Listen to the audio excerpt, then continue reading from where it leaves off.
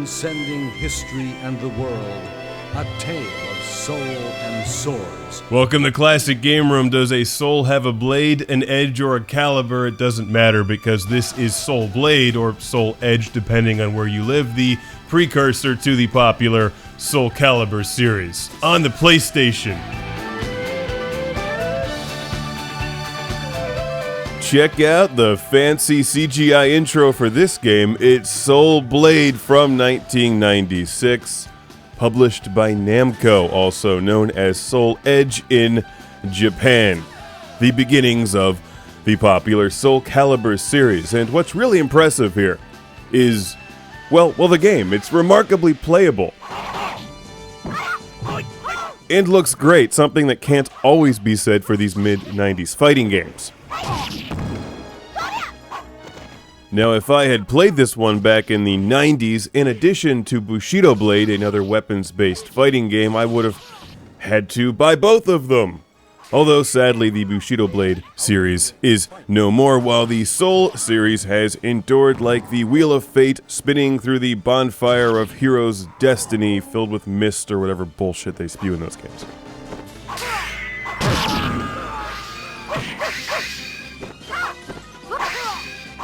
Look, the Bonfire of Fate, in addition to the nice visuals and fighting, I love the deadpan announcer. The grueling battle ended with the victory of Taki. You win. You faced impossible odds and won through the Bonfire of Destiny. Fight.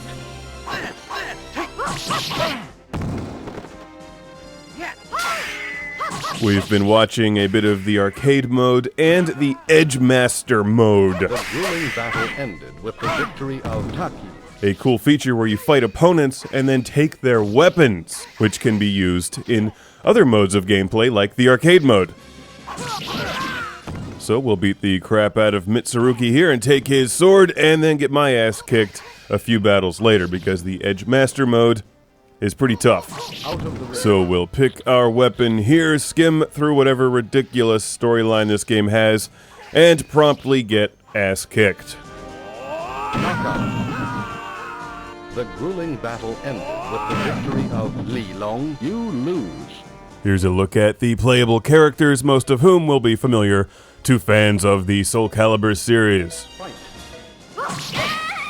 Like most other fighting games, the arcade mode starts off really easy. Note the nice-looking backgrounds in this scene. The grueling battle ended with the victory of Taki. Nice use of color.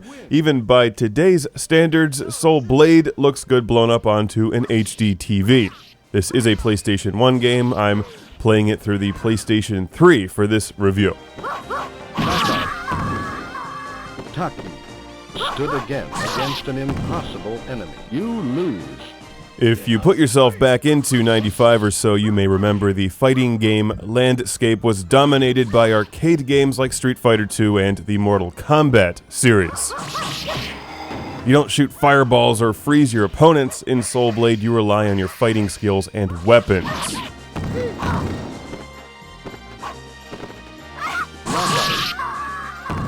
Taki stood again against an impossible enemy. Something they also did well with Bushido Blade, but that game is much slower and more tactical. This is more like Tekken with swords, otherwise known as Soulcalibur.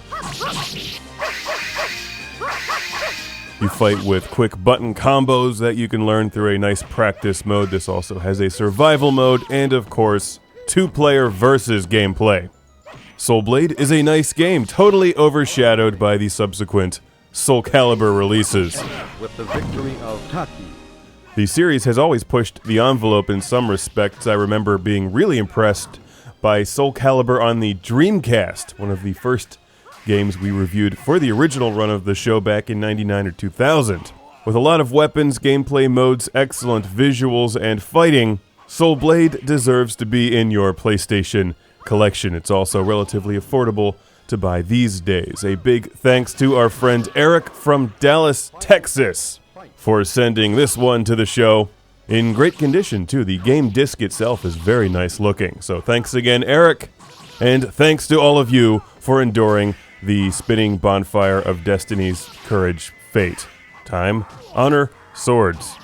Knockout, you win.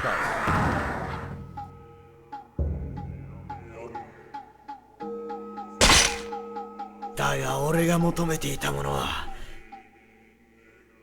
こんなもんじゃねえ。 Here's the part where he misses catching the swords. Oh, my hands! It's Soulblade. Destiny Bonfire.